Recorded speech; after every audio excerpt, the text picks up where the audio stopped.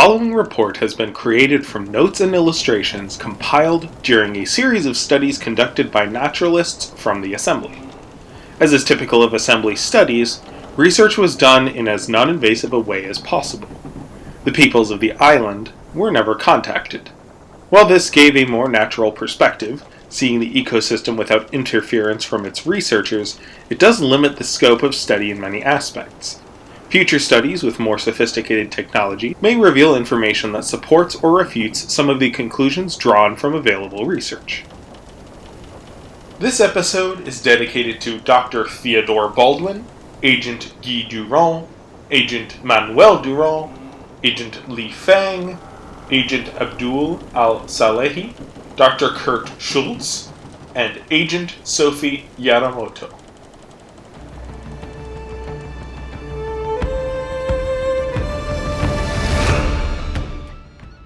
The Permian dynasty was an era in Kaimere's history which lasted from the end of the First Dynasty, corresponding with Earth's late Permian, and ended in the early Jurassic, with its conclusion as the prelude to the first of three relatively short Mesozoic dynasties.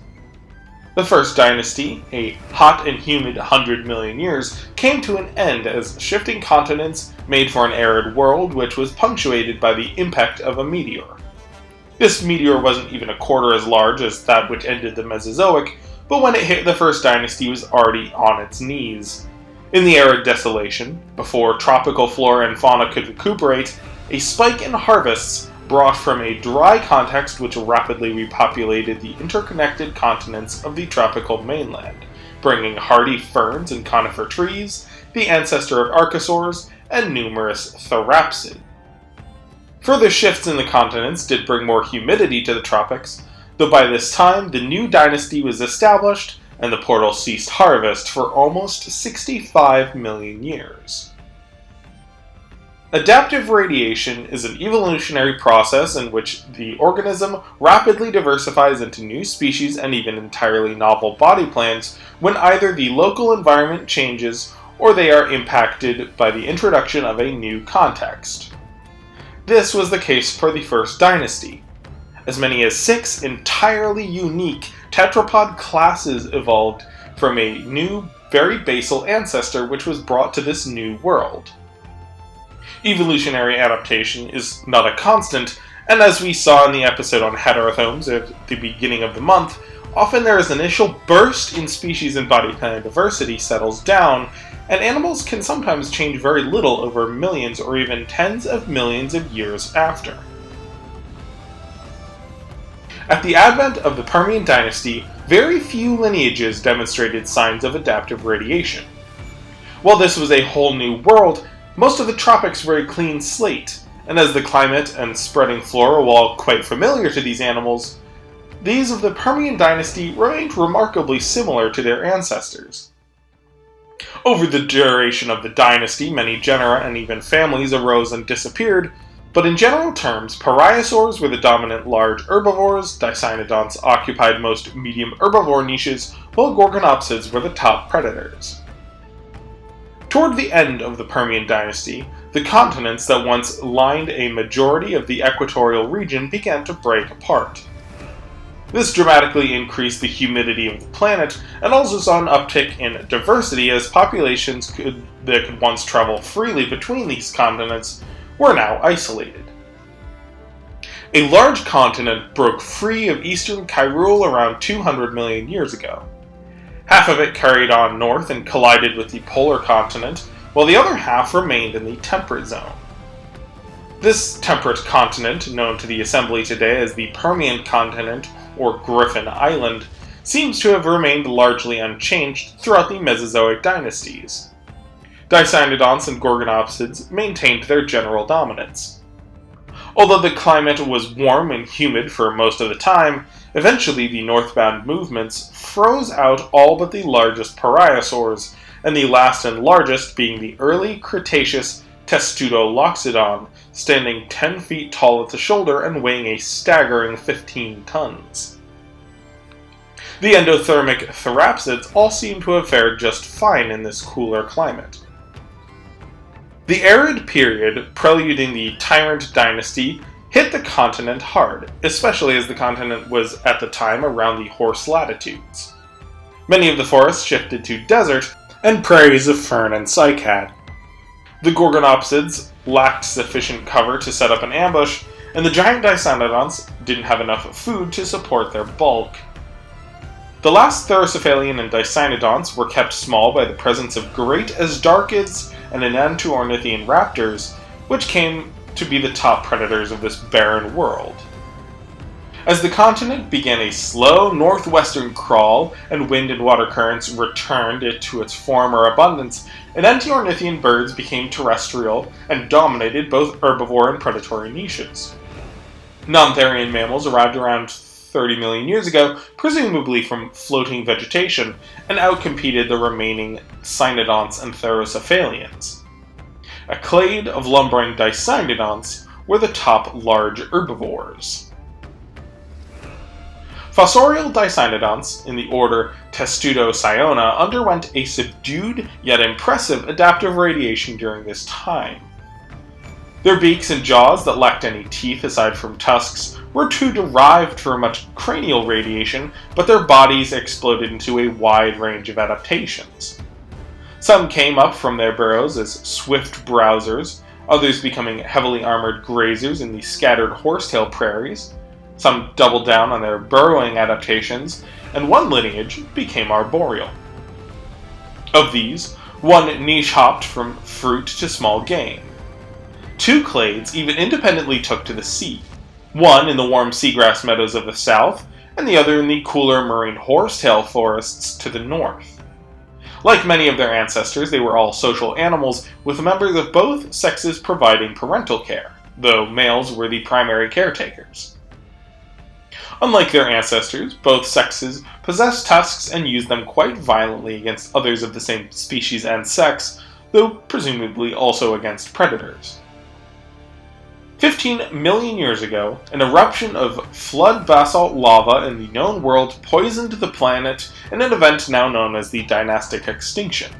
Though not as absolute as the event which ended the Permian under similar conditions, it still devastated the known world and beyond. When the ash settled, the forests of the Permian continent were blessed with unprecedented nutrients.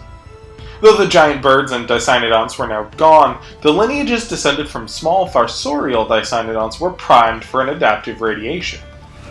Many entirely new families erupted across the continent. Though Enantiornithians and mammals held on in a few small niches, this was very much the era of tusked Dicynodonts. After hundreds of million years in the shadows, they gave no quarter.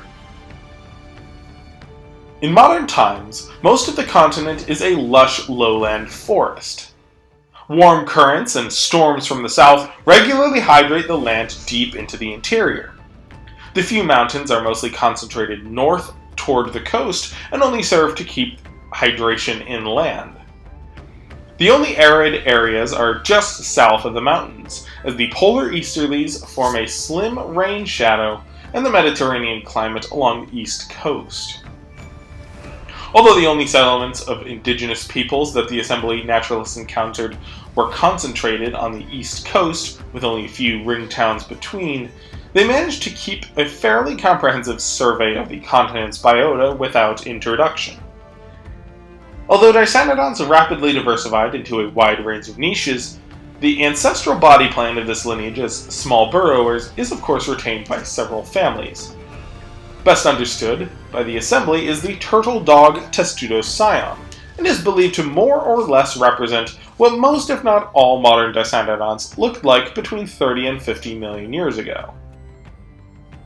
They live in complex burrows and are quite social. These are generalist feeders. The only teeth Dicynodonts retain are these tusks, so they cannot chew. They have a strong tongue and rough upper palate that they can use to break down some food, but for the most part they just swallow it whole. While a fully endothermic metabolism, they need a lot of food, which they can acquire with a sharp and powerful beak. Testudocyan is around a dozen species scattered throughout the continent, though they are most abundant in the north, where more arid conditions can better support their subterranean lifestyle. They bear live young. Mated pairs share in the responsibility of guarding and feeding their young, though it is the mother who provides the majority of the regurgitated food, while the male guards the den, often quite violently. Like other Testudocyanins, the roots of their fangs in both sexes are encased in a thick, colorful flange of keratin used for both display and defense while they are attacking each other. While their burrows keep them warm, they have evolved filaments seemingly independently of hair that have evolved into derived Dicynodonts, which is especially dense in the montane species.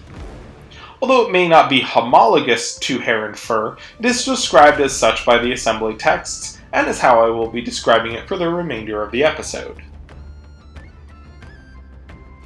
One of the most abundant clades of Dicynodont, the assembly in their initial study was the cursorial hippogriffs. Hippogriffs have quite dense fur to keep their bodies warm, considering the length of their legs and necks. Several species of varying sizes could be found in large herds, browsing on a range of vegetation.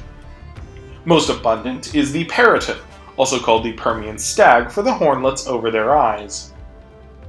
These browsers and grazers feed on anything that they can reach. Though running is their primary defense, they sometimes bring claws and tusks to bear. Initially, it was assumed that their claws and tusks were for predator defense, since males and females both have claw and fang, and sexual selection usually sees enhanced weaponry only in males. They also form monogamous pairs.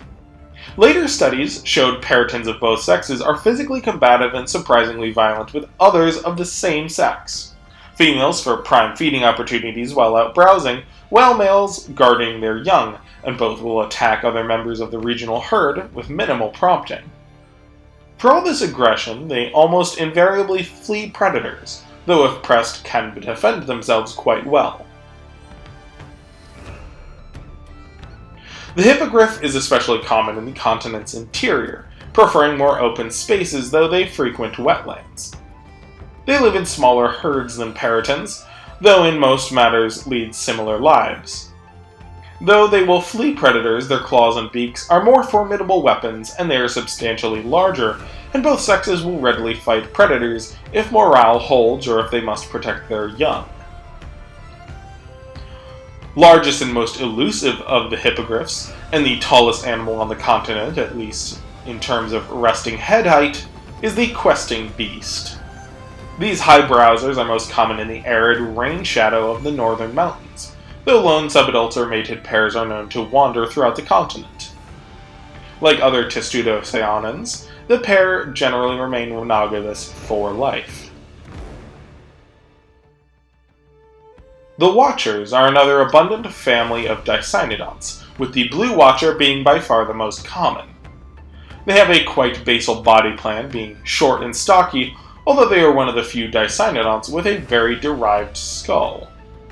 Their heads are set on stalks that allow them to see all around as they browse on low-lying vegetation with a wide and powerful beak.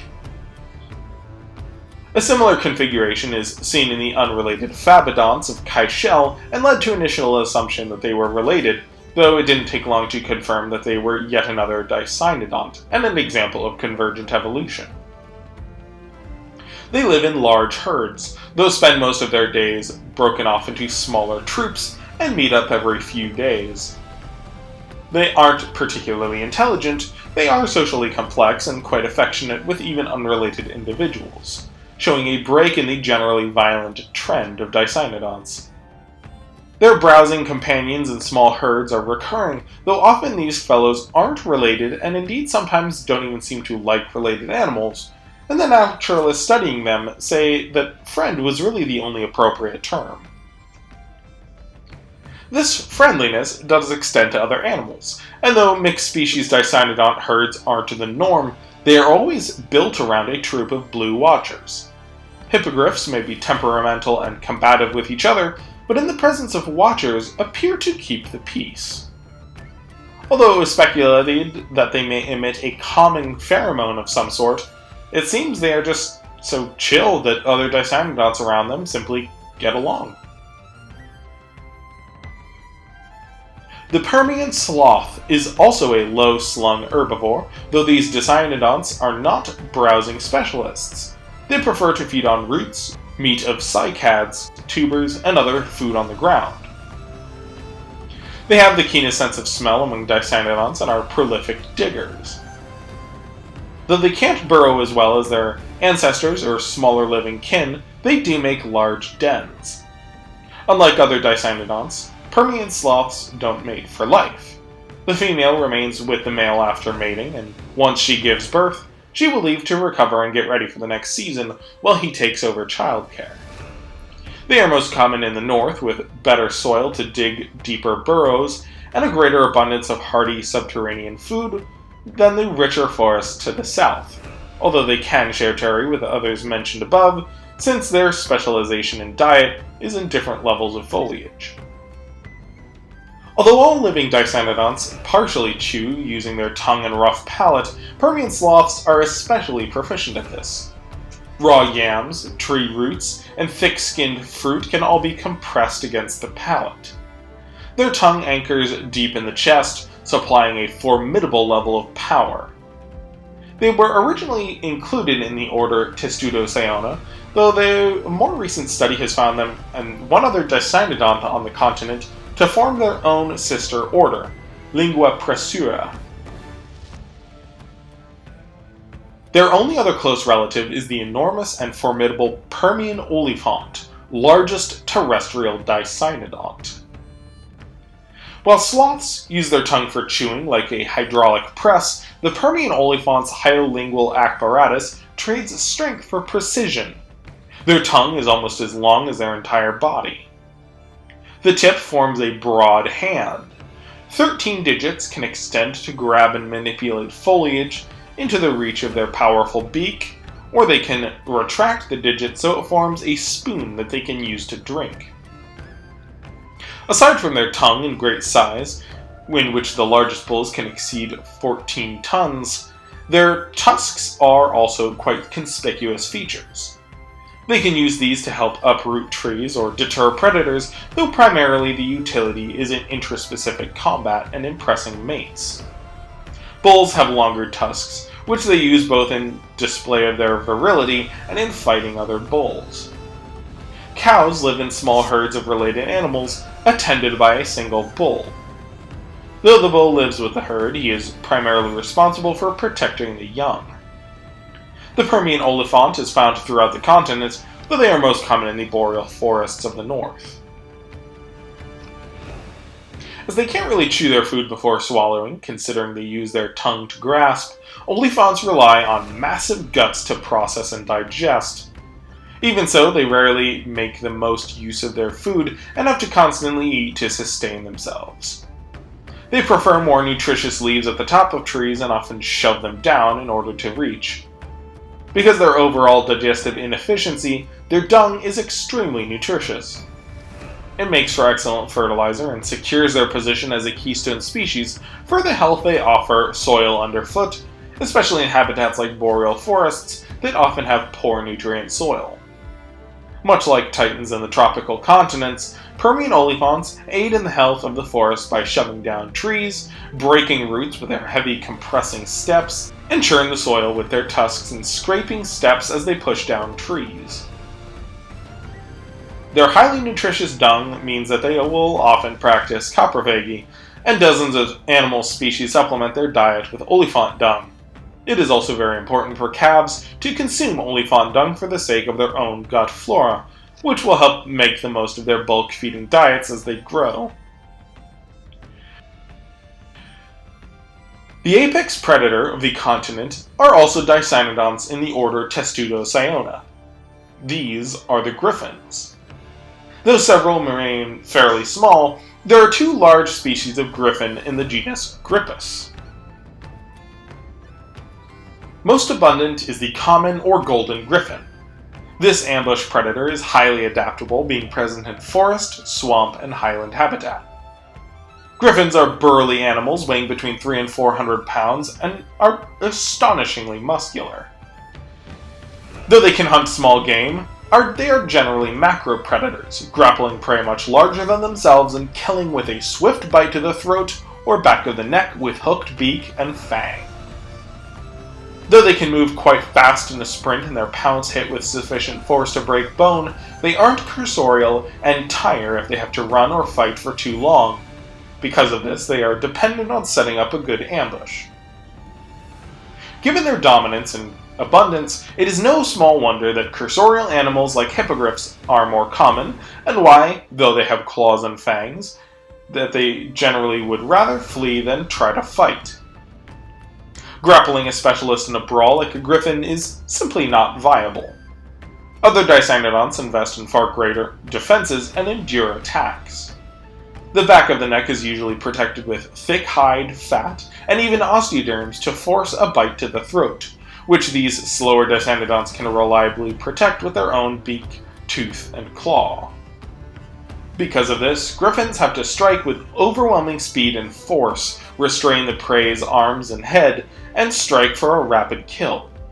If prey can withstand the initial impact, the predator will usually give up and retreat. Griffins demonstrate the conventional pair bonding of other testudoceanans, though as both parents need a lot of meat, they tend to hide their cub in one of several alternating nests if neither is able to stay and guard. Both are equally defensive of their young, and griffins do not demonstrate sexual dimorphism as a result. The smaller silver griffin is restricted to the dense forests toward the south and west coasts. They are ambush predators, but specialize in attacking from the tree. They tend to prefer smaller game than their larger cousins, though they have been recorded taking prey up to twice their size. Though both griffins can see at night, silver griffins are particularly nocturnal, especially in regions where their range coincides with common griffins so as to avoid competing with them.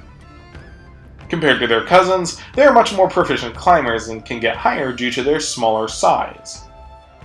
Though they prefer hunting other Dicynodonts, 4 of the 7 assembly members killed in this study of the continent were killed by silver griffins, showing that they are used to viewing people as prey. By far the largest of the griffins is the greater owlbear. The biggest males can stand over 6 feet tall at the shoulder and weigh just over a ton, though this is the record holder, and most of both sexes are around 5 feet tall and around 1,000 pounds. Though predatory, they are more comfortable with omnivory than their hypercarnivorous cousins. The long claws make them proficient burrowers, which they use to dig up prey like turtle dogs and Permian sloths. While formidable in size, they tend to be mesopredators, targeting prey smaller than themselves, though this can still include a lot of megafauna. They have been recorded down, bringing even the mighty olifant, though in this instance the herbivore had been injured in a fight with another bull. Black or common owlbears are their much more abundant cousin. Like the silver griffin, they are much more common in the forests, though their range is throughout the continent. Despite their name, they come in a wide range of colors, including brown, gray, and white, though black is the most common. They are proficient swimmers and climbers. They are the most herbivorous of the griffins, and will only occasionally scavenge or tackle opportunistic game. Owlbears are skittish animals preferring to flee a threat, though they can be quite dangerous if cornered. Along with a few small species of griffin, 3 non-Dicynodonts have managed to establish themselves in predatory niches. Most successful is the flightless enantiornithian Caenoraptor. They represent the last of a clade which once ruled the continent. They can stand up to 6 feet tall. They hunt in the open steppes of the north. Though preferring to hunt small game, they will sometimes hunt in large groups big enough to bring down peritons or other fast-moving prey. Unlike dromies, their killing claw is back-facing first digit, which they use to pierce deep into prey while flapping large wings to maintain above struggling game. Though they are sometimes driven from their kills by greater owlbears, usually they can hold their own, using the threat of kicks, imposing height, and wide wingspan to intimidate griffins from their spoils. Another non-Dicynodont is a non-therian mammal called Avitherium. Their incisors form a beak-like structure which earned them their name. Their origins are unknown, with some suggesting they are Gobiconodonts, while others argue for a basal multituberculate placement, But whatever their origin, they have been on the Permian continent for so long that they are the last of a once diverse order to the region. They are known to mob prey together, though they aren't coordinated enough to be considered true pack hunters. While in a group they can be quite intimidating, they are prey to griffins, so do not pose a significant ecological threat.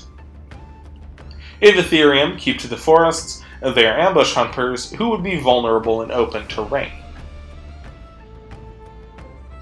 Third is the bat Vespissimia. While they can clumsily fly, these small game hunters sneak along the treetops upside down and kill with both strike of their bludgeoning wings and fang-like incisors. They mostly hunt small birds, other bats, and small arboreal Dicynodonts, though they will feed on fruit, presumably the niche step their herbivorous ancestors took before turning to predation. Two clades of Testudocyona independently took to the water. The Cetocynodonts to the south and Odobenodonts to the north. Cetocynodonts were already familiar to the peoples of the known world in the form of the mogao, a seagrass specialist like their Permian continent ancestors. They swim with lateral undulations of a large tail fluke. Several species are found in the warmer waters of the southern and west coast of the Permian continent, and they have spread throughout the tropics and much of the planet. While Sirenians are quite abundant in the known world, their niche is generally occupied by Cetocynodonts. Cetocynodont itself has several species which live much like the mogao as seagrass grazers. Hippocynodonts are relatives of the Cetocynodonts, sharing a common ancestor around 30 million years ago. They are aquatic grazers and prefer swamps and other freshwater wetlands to open water, though one species is marine. They retain more basal front limbs which they use to walk along the substrate. They are generally actually pretty poor swimmers. Their tail possesses a fin like Cetocynodonts, though their motion in water is primarily walking, with the tail only supplementing.